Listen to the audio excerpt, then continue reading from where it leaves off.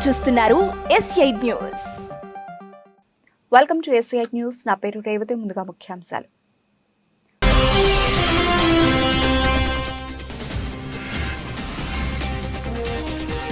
Hero Vin Diesel పై లైంగిక దాడి ఆరోపించిన పర్సనల్ అసిస్టెంట్.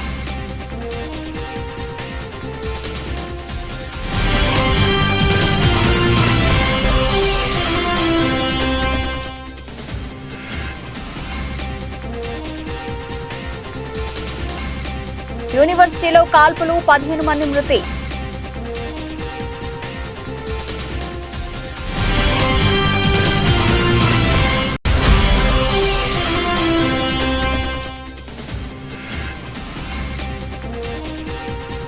దక్షిణాదిలో పెరుగుతున్న కోవిడ్ కేసులు, తెలుగు రాష్ట్రాల్లోనూ మహమ్మారి కలవరం.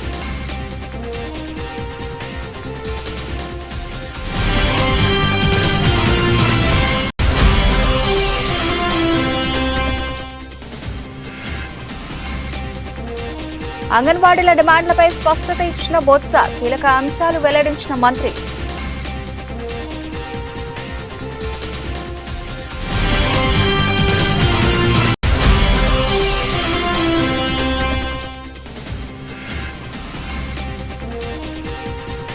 హనుమకొండ జిల్లాలో ఘోర రోడ్డు ప్రమాదం, ఒకే కుటుంబానికి చెందిన 4 మృతి.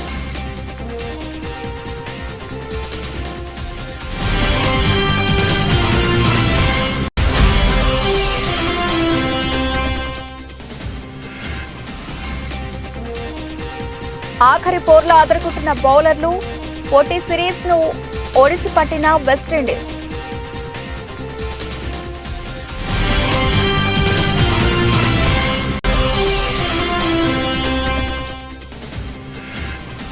వెలవెలబోతున్న రూపాయి ఈ వారం 24 పైసలు డౌన్, 83.27 వద్దకు పతనమైన Indian currency.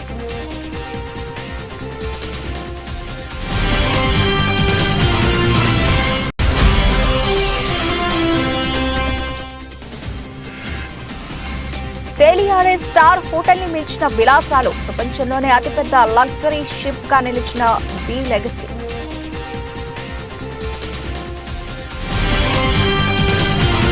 Fast and furious film hero Vin Diesel పై లైంగిక ఆరోపణలు వచ్చాయి. 2010లో ఫాస్ట్ అండ్ ఫ్యూరియస్ సిరీస్ కు చెందిన 5వ చిత్రాన్ని షూట్ చేస్తున్న సమయంలో నటుడు విన్ డీజిల్ లైంగిక దాడికి పాల్పడినట్లు అతని పర్సనల్ అసిస్టెంట్ ఆరోపించారు. హీరో తరఫున లాయర్ మార్క్ సింక్లెయిర్ ఈ కేసును వాదిస్తున్నారు. పర్సనల్ అసిస్టెంట్ ఆస్టా జోనాసన్ కోర్టును ఆశ్రయించారు. సినిమాలో ఓ సీన్ కోసం నటన చేస్తూ తనను గోడకు నొక్కి అటాక్ చేసినట్లు ఆస్టా ఆరోపించింది. ఆ ఘటన జరిగిన కొన్ని గంటల తర్వాత తనను ఉద్యోగం నుంచి తీసివేసినట్లు ఆమె తన ఫిర్యాదులో చెప్పింది. లాస్ ఏంజల్స్ కోర్టులో జోనాసన్ తన కేసును ఫైల్ చేశారు.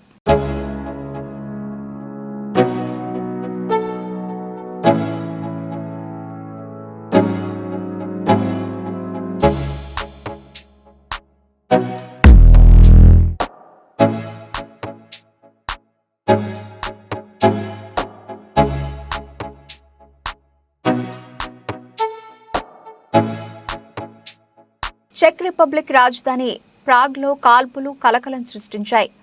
జెన్ పలాజ్ స్క్వేర్లోని చార్లెస్ యూనివర్సిటీలో చొరబడిన సాయుధుడు బీభత్సం సృష్టించాడు. ఫిలాసఫీ డిపార్ట్మెంట్ భవనంలో విచక్షణ రహితంగా కాల్పులు జరపడంతో 15 మంది మరణించారు. మరో 20 మందికి పైగా గాయపడ్డారు. సమాచారం అందుకున్న పోలీసులు ఘటనా స్థలానికి చేరుకుని దుండగుణ్ణి మట్టుబెట్టారు. క్షతగాత్రులను సమీపంలోని దవాఖానకు తరలించారు. వారిలో 9 మంది పరిస్థితి విషమంగా ఉందని తెలిపారు. యూనివర్సిటీని తమ ఆధీనంలోకి తీసుకున్న పోలీసులు భవనంలో ఏవైనా పేలుడు పదార్థాలు ఉన్నాయా అనే కోణంలో సోదాలు నిర్వహించారు. కాల్పులు జరిపిన వ్యక్తి అదే వర్సిటీకి చెందిన విద్యార్థిగా గుర్తించారు. కాగా కాల్పుల ఘటనకు ఏ తీవ్రవాద సంస్థకు సంబంధం లేదని చెక్ Republic interior minister Vit Rakusan తెలిపారు. పోలీసుల విచారణకు సహకరించాలని స్థానికులకు విజ్ఞప్తి చేశారు.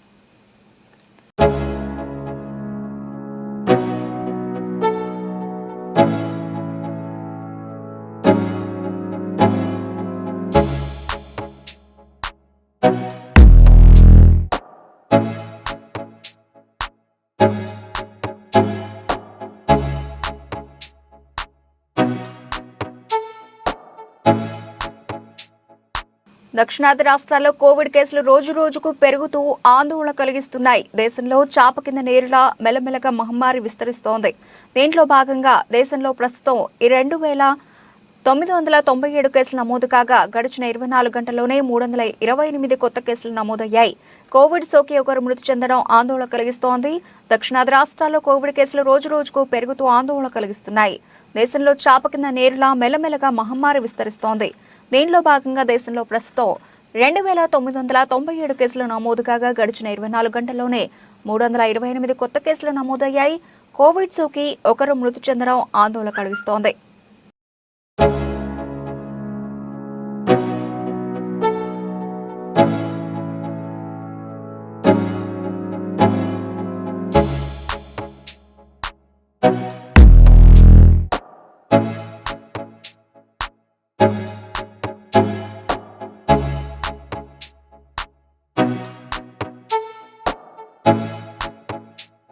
బాలింతలు, గర్భిణీలు, పిల్లలకు పోషకాహారం అందించకుండా అంగన్వాడీ సెంటర్లు మూసేయడం ఎంతవరకు కరెక్ట్ అని ప్రశ్నించారు మంత్రి బొత్స సత్యనారాయణ.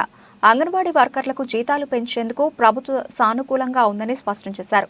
కాకపోతే కాస్త సమయం పడుతుందన్నారు. మిగిలిన డిమాండ్లను పరిష్కరించేందుకు ప్రభుత్వం సానుకూలంగా ఉందన్నారు. రాజకీయ పార్టీల ఉచ్చులో పడకుండా సమ్మె విరమించాలని విజ్ఞప్తి చేశారు. తన మాటను వింటారని ఆశిస్తారని భావిస్తున్నట్లు తెలిపారు. అంగన్వాడీలకు వేతనాలు 26,000 రూపాయలు అయినా ఇవ్వాలని కోరినట్లు చెప్పారు.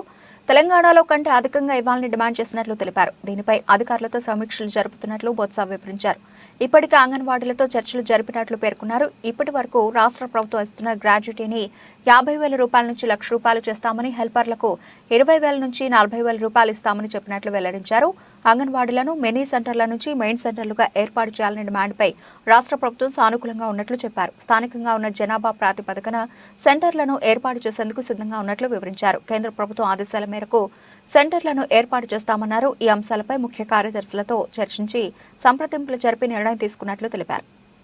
మేము 19లో 11,500 ఇస్తే వాళ్ళు 21లో 21 చూడమైంది. అంటే ఈ 2 సంవత్సరాలు కూడా తెలంగాణ కంటే మనం ఎక్కువ ఇచ్చాం కదా. ఇప్పుడు దానికంటే ఎక్కువ ఇవ్వమంట. దాన్ని మాత్రం మేము అన్నామంటే ఇది సమయం కాదు, 2 నెలల్లో మనం సాధారణ ఎన్నికలకు వెళ్తున్నాము. ఎన్నికలైన తర్వాత దీని మీద సానుకూలంగా నిర్ణయం తీసుకుంటాం తప్పకుండా మీ పట్ల. ఎందుకంటే జగన్మోహన్ రెడ్డి గారు మహిళా పక్షపాతి. ఆయన ఏ విషయంలోనూ సరే మహిళలకి ఏదైనా చిన్న అంశంలో ఏదైనా ఇబ్బంది వస్తుందంటే వెంటనే స్పందించి చేస్తారు. అందుకే ఏదైతే ఇందాక మీకు చెప్పిన ఈ 11 అంశాల్లో ఉన్నాయో ఈ 10 అంశాలని ఆయన కూర్చొని డిస్కస్ చేసి వీటన్నిటి కూడా ఆమోదించమని చెప్పారు. మీ ప్రమోషన్స్ కానీ, మీ ఏజ్ రిస్ట్రిక్షన్ కానీ, ప్రమోషన్లో ఏజ్ అనౌన్స్మెంట్ కానీ, లేదు గ్రాట్యుటీని కేంద్ర ప్రభుత్వం ఇచ్చిన అయిపోయినా 50,000 రూపాయలు, 1,00,000 రూపాయలని, 20,000 రూపాయలు ఇస్తుంది, 40,000 రూపాయలని. అలాగే ఏదైతే మినీ అంగన్వాడీ సెంటర్ మినీ అన్నా వాటిని పరిశీలించి ఇవన్నీ చేయమని చెప్పని ఆయన వచ్చి ఆదేశించారు. ఆదేశానుసారం మేము వచ్చి సమావేశం పెట్టాం. మరి ఎందుకోసం నాకు అర్థం అవ్వట్లేదు. మేము కోరిందేటి 3 నెలల సమయం కోర. ఎన్నికలు ఏప్రిల్ అయిపోతాయి. ఆ తర్వాత దీని మీద చర్చించుకొని తప్పకుండా మీ జీతాలకి ఆ పెంపు మీద ఒక నిర్ణయం తీసుకుంటాము. మీ కోరికలు మేము కాదనలేదు. మీ సమస్య తెలంగాణని మీరు ఇస్తారు కాబట్టి మేము మేనిఫెస్టోని తీసుకొచ్చి తప్ప మేము లేకపోతే మీరు అన్నారు మేనిఫెస్టో పెట్టారు కాబట్టి ఎందుకు మేనిఫెస్టో పెట్టావు. పెట్టిన ప్రకారము అధికారం వచ్చిన తర్వాత మీకు 1,000 రూపాయలు ఎనాలిసిస్ ఇచ్చాము. కానీ ఎప్పుడు తెలంగాణ పోయింది అప్పుడు పెంచుతామని నేను చెప్పలేదే. అయితే ఎన్నో అంశాల్లో తెలంగాణ మనకంటే తక్కువ ఇస్తుంది, ఎక్కువ ఇస్తుంది ఉన్నాయి. డిఫరెన్స్ ఏ స్టేట్ ఉన్నాయి. ఈ దేశంలో మన పక్కనున్న ఒరిస్సాని కానీ ఇంకో రాష్ట్రం కానీ తీసుకుంటే ఆ లిస్టులు కూడా ఉన్నాయి. మనకంటే వెనకాతలు వచ్చి సుమారు 14-15 రాష్ట్రాలు మనకంటే తక్కువ ఇస్తున్నాయి. దాంతో మేము కంపేర్ చేయము. దాంతో మాకు అవసరం లేదు. మీది ఏదైతే మీకున్న సమంజసం కోరుకుందో జీతం పెంచాలని మీరు కోరుకుంటున్నారు. తప్పకుండా దాని మీద చర్చిద్దాం, నిర్ణయం తీసుకుందాం. మీరు చెప్పింది కూడా ముఖ్యమైన చెప్తే ముందు మీరు విధుల్లోకి వెళ్ళండి. ఉన్న బాలింతలు ఉన్న ఎవరైతే పిల్లలు బాలికలు ఉన్నారో వాళ్ళకి ఇబ్బంది వస్తుంది. అది ధర్మం కాదు. ఆ బాలింతలకి ప్రెగ్నెంట్ లేడీలకి ఇవ్వాల్సిన ఏదైతే కిట్లు వైఎస్ఆర్ కిట్ ఉందో, అలాగే బాలామృతం ఏదైతే ఇస్తున్నామో వాటన్నింటినీ కూడా మీరు ఇలా పెట్టి స్ట్రైక్ చేస్తే సమ్మె అని చెప్పిన నిబంధనతోని వాళ్ళని పస్తులు పెట్టడం, వాళ్ళకి ఇవ్వడం ధర్మం కాదని చెప్పి వాళ్ళని పదే రిక్వెస్ట్ చేస్తాం. కీసర మండల కేంద్రంలో ఎంపీడీఓ కార్యాలయ ఆవరణలో జరిగిన షాదీ ముబారక్ కళ్యాణ్ లక్ష్మి చెక్కుల పంపిణీ కార్యక్రమంలో పాల్గొనడం జరిగింది. కీసర మండలం దమ్మాయిగూడ నాగారం మున్సిపాలిటీకి చెందిన 35 మంది లబ్ధిదారులకు ₹1,116 చెక్కులను పంపిణీ చేయడం జరిగింది.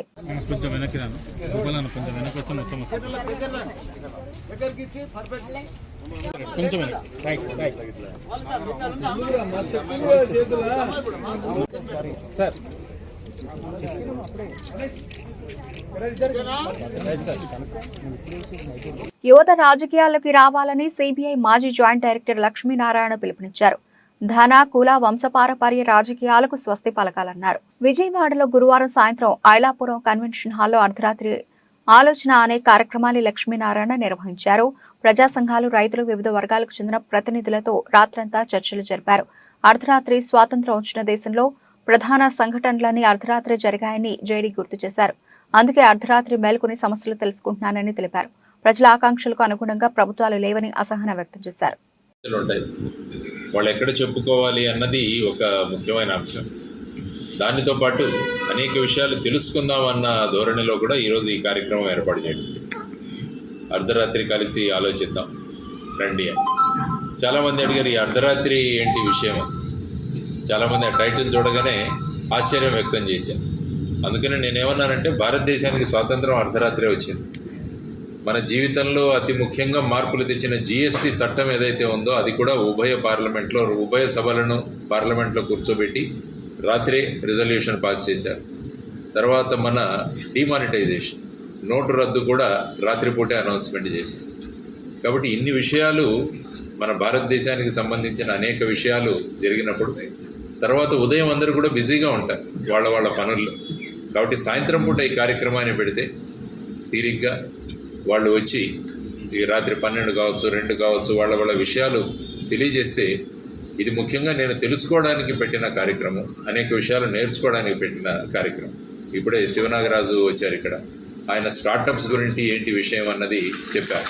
ఆ తర్వాత ఇటువైపు చదువుకున్న విద్యార్థి కాలేజీలో చదువుతూ పౌల్ట్రీ సెక్టర్లో తను స్టార్టప్ చేశాను. చిన్న బసవ పట్టదేవర జయంతి ఉత్సవాల్లో పాల్గొన్న నారాయణఖేడ్ ఎమ్మెల్యే సంజీవ్ రెడ్డి. నారాయణఖేడ్ నియోజకవర్గం ఎమ్మెల్యే డాక్టర్ పట్లోల సంజీవ్ రెడ్డికి 134వ జయంతి ఉత్సవాల సందర్భంగా సన్మానం చేసిన డాక్టర్ చెన్నబస్వ పట్టేదేవర మరియు వారికి మెమెంటో బహూకరించి సాల్వా బొకేతో సన్మానించారు. కర్ణాటక రాష్ట్రంలోని బాల్కి పీఠాధిపతి చెన్నబస్వ పట్టాదేవర 134వ జయంతి ఉత్సవాల్లో పాల్గొని పీఠాధిపతుల సన్మానం పొందిన డాక్టర్ పట్లోల సంజీవ్ రెడ్డి ఎమ్మెల్యే నారాయణఖేడ్ వారితో మఠాధిపతులు, స్వాములు మరియు దారన్ శంకర్ సెట్ municipal floor leader Gunderao, sarpanch Anil Patil, sarpanch తదితరులు పాల్గొన్నారు.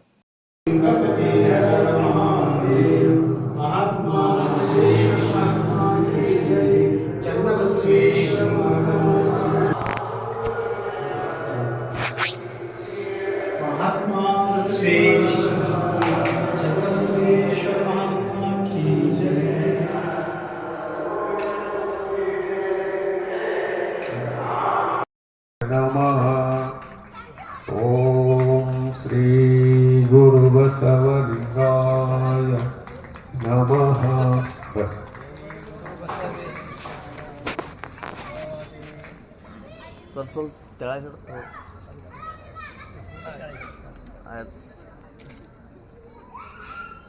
శ్రీశైలం నియోజకవర్గం ఆత్మకూరు టౌన్ వైఎస్ఆర్ పార్టీ కార్యాలయం నందు రాష్ట్ర ముఖ్యమంత్రి వైఎస్ జగన్మోహన్ రెడ్డి పుట్టినరోజు సందర్భంగా Karthik premier league logo brochure ని అట్టహాసంగా శిల్పా కార్తిక్ రెడ్డి ఆవిష్కరించారు. శిల్పా కార్తిక్ రెడ్డి మాట్లాడుతూ, నియోజకవర్గం కోసం ఎప్పుడూ ముందుండి క్రీడా పోటీలు నిర్వహిస్తున్నామని, అదేవిధంగా వచ్చే నెల 6వ తారీఖు నుండి Karthik premier league cricket tournament ను ఏర్పాటు చేశామని, ప్రతి గ్రామం, టౌన్ నుంచి యువత పెద్ద ఎత్తున పాల్గొనాలని యువతను ఉద్దేశించి తెలియజేశారు. ఈ వచ్చే సంక్రాంతి రోజు, సంక్రాంతి కన్నా ముందే 6వ తేదీ నుంచి సంక్రాంతి వరకు పిల్లల సెలవులు కూడా దృష్టిలో పెట్టుకొని ఆ టైంలో అయితే బాగుంటుందని చెప్పి నియోజకవర్గ స్థాయి క్రికెట్ లీగ్ కూడా పెడుతున్నాము. దీనికి గాను అన్ని మండలాల నుంచి నాయకులు, అంటే ఎవరైనా సరే ఆడుకునే క్రీడా స్ఫూర్తి ఉన్నటువంటి పిల్లలు ఎవరికైనా సరే అవకాశం కల్పించాలి, వాళ్ళు ప్రోత్సహించాలి అన్న ఒక సదుద్దేశంతో నియోజకవర్గ స్థాయి ఎందుకు పెట్టాల్సి వస్తుందంటే మా నియోజకవర్గం ఉన్న వాళ్ళకైతే ఎప్పుడు ఇంతవరకు పెట్టిన ప్రతిసారి జిల్లా స్థాయో లేకపోతే రాష్ట్ర స్థాయో పెట్టేవాళ్ళు.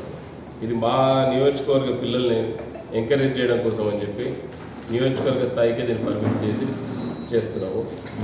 ఈ క్రికెట్ లీగ్లో కూడా ప్రైజ్ మనీ ₹1,00,000 నుంచి మొదటి బహుమతి పెడితే రెండో బహుమతిగా 50,000, మూడో బహుమతిగా 20,000, నాలుగో బహుమతిగా 10,000 పెట్టి ట్రోఫీల ద్వారా ప్లస్ వాళ్ళకి మెమెంటోస్ దాంతో సర్టిఫికేషన్స్ కూడా ఇచ్చి వాళ్ళు ఇంకా కొంచెం ప్రోత్సహించాలని చెప్పి ఒక సదుద్దేశంతో చేస్తున్న కార్యక్రమం. దీంతోపాటు కబడ్డీ, ఖోఖో. కాకినాడ జిల్లా ప్రతిపాడు నియోజకవర్గ ప్రతిపాడు జాతీయ రహదారిని నిర్బంధించిన ప్రతిపాడు లాయర్లు ఆంధ్రప్రదేశ్ ప్రభుత్వం నూతనంగా తీసుకువచ్చిన ఆంధ్ర టైటిలింగ్ యాక్ట్ 27/2023ని రద్దు చేయాలని డిమాండ్ చేస్తూ ఈ రోజు ప్రతిపాడు బార్ అసోసియేషన్ ఆధ్వర్యంలో నేషనల్ హైవే బంధించడం జరిగింది. ప్రజల స్థిరాస్తులకు భంగం వాటిల్లే విధంగా ఈ చట్టం ఉందని, కేసులు, సివిల్ కేసులు రెవెన్యూ అధికారులకు కట్టబెట్టడం మంచిది కాదని ఆయన అన్నారు.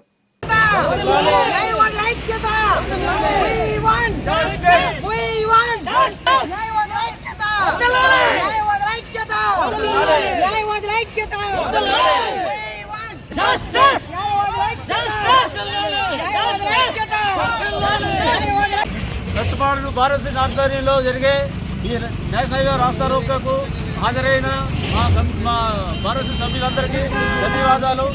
ఈ విధంగా కూడా గవర్నమెంట్ న్యాయవాదులు ఇటువంటి చట్టాలు తీసుకుంటే ఉద్యమాన్ని మరింత ఉధృతం చేస్తామని ఈ కార్యక్రమానికి వచ్చేసిన న్యాయవాదులందరికీ మరొకసారి కృతజ్ఞతలు తెలుపుకుంటూ సెలవు. జగన్ సర్కార్ తీసుకొచ్చిన టైటిలింగ్ యాక్ట్ 2023 రద్దు చేయాలని మనం రాష్ట్ర వ్యాప్తంగా నిరసనలు, సమ్మెలు చేస్తా ఉన్నాం. ప్రజల స్థిరాస్తులను నాశనం చేసే ఈ నల్ల చట్టాన్ని జగన్ సర్కార్ ఏకపక్షంగా తీసుకురావడం జరిగింది. సివిల్ కేసుల పరిధిని కోర్టుల్లో కాకుండా టైటిలింగ్ యాక్ట్ ఆఫీసర్ని నియమించి ఆర్టీఓ, ఎంఆర్ఓ స్థాయి ఆఫీసర్ల కోర్టులో సివిల్ కేసులు విచారించే పరిధి తీసుకువచ్చింది. ఇప్పటి వరకు ఎంఆర్ఓ కోర్టుల్లో, ఆర్టీఓ కోర్టుల్లో ఎటువంటి న్యాయం జరుగుతుందో పేద ప్రజలకు మనం చూస్తూ ఉన్నాం. ఇక ముందు కూడా ప్రజల స్థిరాస్తులకు ఎటువంటి భరోసా లేకుండా ప్రజల స్థిరాస్తులను కాపాడలేని విధంగా ఈ చట్టాన్ని, నల్ల చట్టాన్ని, చీకటి చట్టాన్ని జగన్ సర్కార్ తీసుకురావడం జరిగింది. ఈ సందర్భంగా ప్రజల స్థిరాస్తులకు నాశనం చేసే, భంగం కలిగించే సివిల్ కేసుల పరిధిని ఆర్టీఓ, టైటిలింగ్ ఆఫీసర్ పరిధిలోకి తీసుకొచ్చే చీకటి చట్టాన్ని రద్దు చేయాలని ప్రతిపాడు బార్ అసోసియేషన్ ఈ సందర్భంగా మేము నిరసనలు తెలియజేస్తా ఉన్నాం. అందులో భాగంగానే ఈ చట్టాన్ని రద్దు చేసే వరకు మా నిరసనలు, మా ఆందోళనలు కొనసాగిస్తామని తెలియజేస్తా ఉన్నాం. ప్రభుత్వ వైపు ఆలేరు ఎమ్మెల్యే బీర్ల ఐలయ్యని ప్రముఖ పుణ్యక్షేత్రం యాదాద్రి శ్రీ లక్ష్మీనరసింహస్వామివారి ఆలయ నూతన ఈవో ఎం రామకృష్ణారావు మర్యాదపూర్వకంగా కలిశారు. రేపు ఉదయం జరగబోయే వైకుంఠ ఏకాదశి ద్వారా దర్శన కార్యక్రమానికి సాదరంగా ఆహ్వానించారు. వీరితో పాటు ఆలయ అధికారులు ఉన్నారు.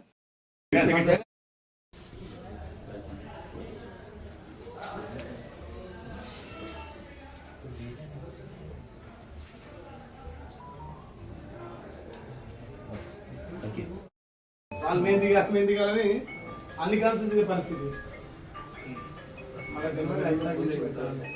వనపర్తి జిల్లా మదనాపురం మండలంలోని నెల్వీడు తాండాలో 2 సంవత్సరాలకు ఒకసారి ఘనంగా నిర్వహించే శ్రీ శ్రీ శ్రీ పోచమ్మ తల్లి ఉత్సవాల్లో భాగంగా తాండావాసుల పిలుపు మేరకు వెళ్లి ప్రత్యేక పూజలు నిర్వహించిన దేవరకద్ర మాజీ ఎమ్మెల్యే ఆళ్ల వెంకటేశ్వర్ రెడ్డి, బీఆర్ఎస్ నాయకులు, కార్యకర్తలు, గ్రామ తాండావాసులు పాల్గొన్నారు.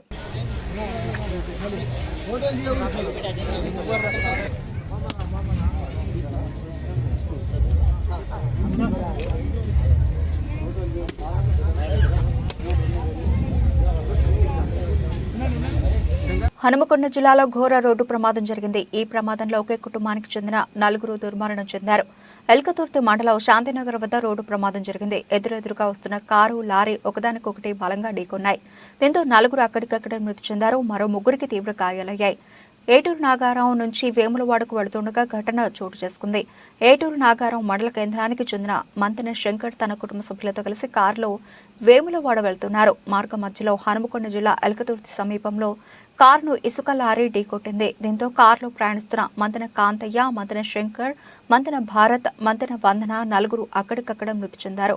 మరో ముగ్గురికి తీవ్ర గాయాలయ్యాయి. క్షతగాత్రులను చికిత్స నిమిత్తం వరంగల్ ఎంజీఎంకు పోలీసులు తరలించారు. తీవ్రంగా గాయపడిన మంతెన రేణుక, మంతెన భార్గవ్, మంతెన శ్రీదేవి ఎంజీఎంలో చికిత్స పొందుతున్నారు. ఒకే కుటుంబానికి చెందిన నలుగురు చనిపోవడంతో ఏటూరు నగరంలో విషాద ఛాయలు అలుముకున్నాయి. మృతులు బంధువులు కన్నీరు మున్నీరవుతున్నారు.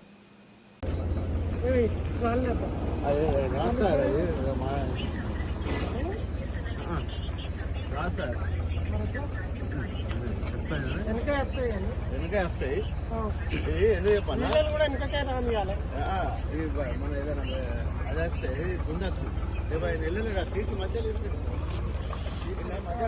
మధ్యలో ఎరకపాడీలను తీసి సీట్ ఎరకరాలి ఎరకపాడీలను తీసి సీట్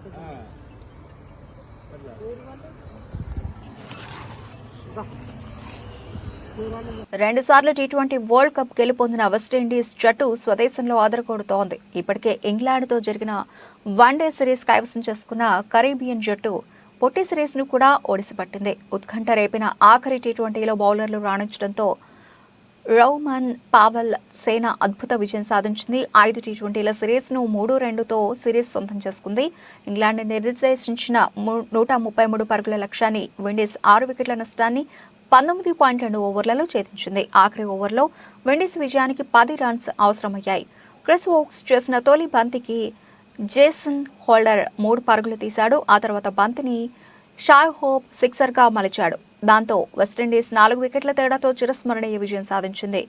గుడకేష్ మోతికి ప్లేయర్ ఆఫ్ ది మ్యాచ్ సెంచరీలతో కదం తొక్కిన ఫిలిప్ సాల్ట్కు ప్లేయర్ ఆఫ్ ది సిరీస్ అవార్డులు దక్కాయి. ట్రినిడాడ్లోని బ్రియాన్ లారా స్టేడియంలో జరిగిన 3వ టీ20లో ఇంగ్లాండ్ తలబడింది. విండీస్ బౌలర్ గుడకేష్ మోతి 3 వికెట్లతో ఇంగ్లీష్ జట్టును దెబ్బతీశాడు. Philip Salt, Livingstone, Moeen Ali రాణించడంతో బట్లర్ బృందం 132 రన్స్ కొట్టింది. స్వల్ప లక్ష్య ఛేదనలో విండీస్ ఆటగాళ్లు షాయ్ హోప్, షెర్పానే రూథర్ఫోర్డ్ కీలక ఇన్నింగ్స్తో జట్టును విజయ తీరాలకు చేర్చారు. ఇంగ్లాండ్ బౌలర్లలో ఆదిల్ రషీద్, చాప్లర్ రెండేసి వికెట్లు పడగొట్టారు.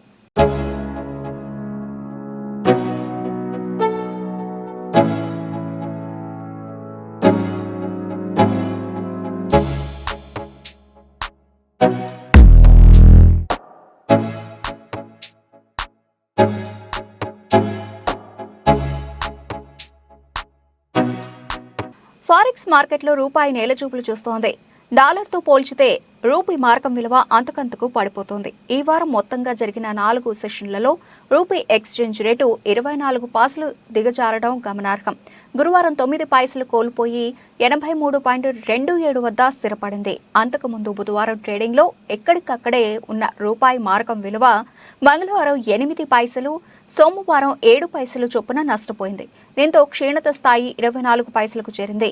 ఎర్ర సముద్ర మార్గంలో సాగుతున్న అంతర్జాతీయ వర్తక వాణిజ్య కార్యకలాపాలకు అంతరాయం కలగడంతో మదుపర్ల సెంటిమెంట్ ఒక్కసారిగా బలహీనపడిందని ఫారెక్స్ మార్కెట్ నిపుణులు ట్రేడింగ్ సరళిని విశ్లేషిస్తున్నారు. ఈ క్రమంలోనే దేశీయ మార్కెట్ నుంచి విదేశీ మదుపర్లు పెట్టుబడులు ఉపసంహరించుకుంటుండటం రూపీ విలువను అంతకంతకు పతన దిశగా నడిపిస్తోందని వారు పేర్కొంటున్నారు.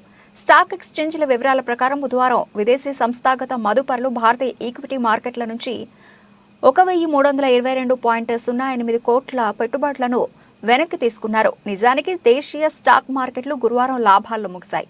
అయినప్పటికీ ఆ ప్రభావం ఫారెక్స్ మార్కెట్పై పడకపోవడానికి ఈ రకమైన గ్లోబల్ అనిశ్చితి పరిస్థితులే కారణమని చెబుతున్నారు. మరోవైపు అంతర్జాతీయంగా ముడి చమురు ధరలో ఒడిదుడుకులు కూడా దెబ్బతీస్తున్నట్లు అభిప్రాయపడుతున్నారు.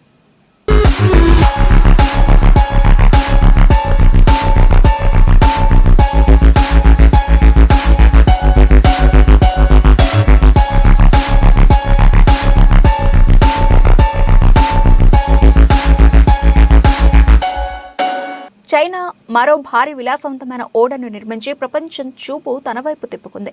గాంగ్జో షిప్ యార్డ్ ఇంటర్నేషనల్ సంస్థ నిర్మించిన ఈ భారీ ఓడ పేరు మోబీ లెగసీ. మంగళవారమే ఈ నౌక తన సాగర ప్రయాణాన్ని ప్రారంభించింది. తన తొలి ప్రయాణంలో ఇది గ్వాంగ్జో తీరం నుంచి ఇటలీకి బయలుదేరింది. 70,000 టన్నులకు పైగా బరువును తరలించే సామర్థ్యం మోబీ లెగసీ సొంతం. మోబీ లెగసీ 2,500 మంది ప్రయాణికులను తరలించే సామర్థ్యాన్ని కలిగి ఉంది. వీటితో పాటు 800 కార్లు, ట్రక్కుల వంటి వాహనాలను తరలించే వీలుంటుంది. ఈ ఓడ పొడవు 237 మీటర్లని తయారీ సంస్థ తెలిపింది. మోబీ లెగసీలో 13 అంతస్తులు ఉంటాయి. పైన అంతస్తు వైశాల్యం 16,000 చదరపు మీటర్లు కాగా అందులో 10,000 చదరపు మీటర్ల స్థలాన్ని రెస్టారెంట్లు, విశ్రాంతి, వినోద సౌకర్యాల కోసం కేటాయించారు.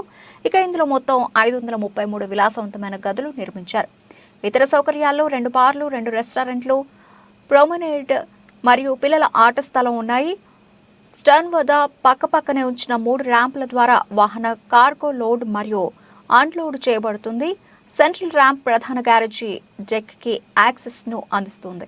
అయితే పోర్ట్ మరియు స్టార్ బోర్డ్ సైడ్ ర్యాంపులు నేరుగా 3 ఎగువ గ్యారేజ్ డెక్లకు దారితీస్తాయి.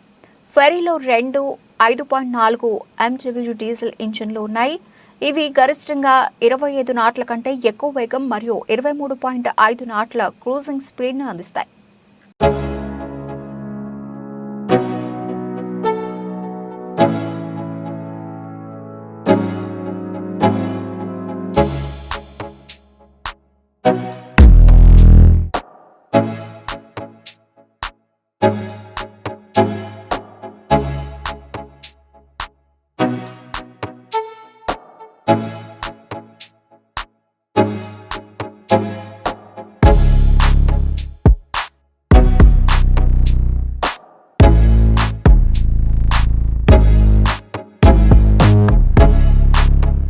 బులెటిన్ ముగించే ముందు హెడ్లైన్స్ మరోసారి.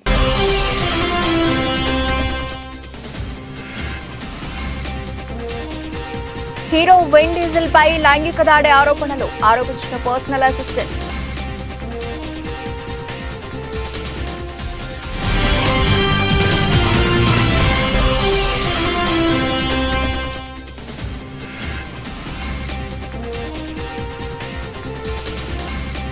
యూనివర్సిటీలో కాల్పులు, 15 మంది మృతి.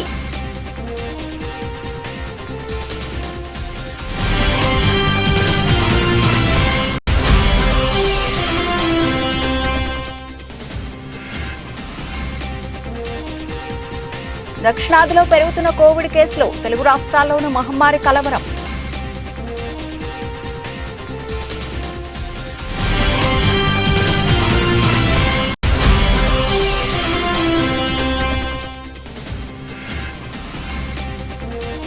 అంగన్వాడీల డిమాండ్లపై స్పష్టత ఇచ్చిన బొత్స, కీలక అంశాలు వెల్లడించిన మంత్రి.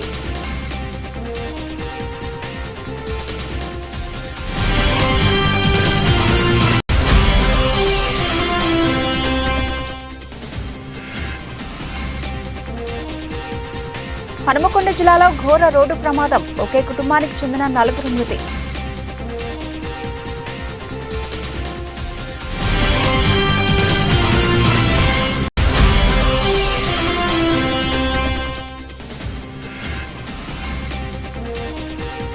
ఆఖరి పోర్లో అదరగొట్టిన బౌలర్లు, పోటీ సిరీస్ ను ఓడిసి పట్టిన వెస్టిండీస్.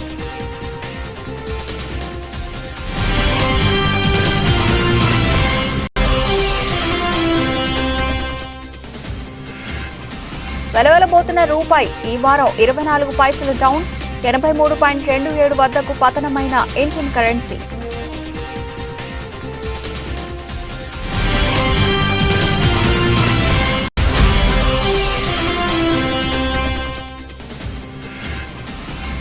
తేలియాడే స్టార్ హోటల్ ని మించిన విలాసాలు, ప్రపంచంలోనే అతిపెద్ద లగ్జరీ షిప్ గా నిలిచిన బీ లెగసీ.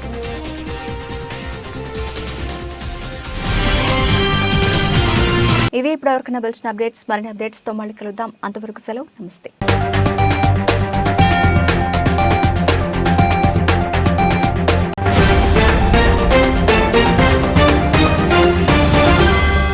మీరు చూస్తున్నారు S8 న్యూస్.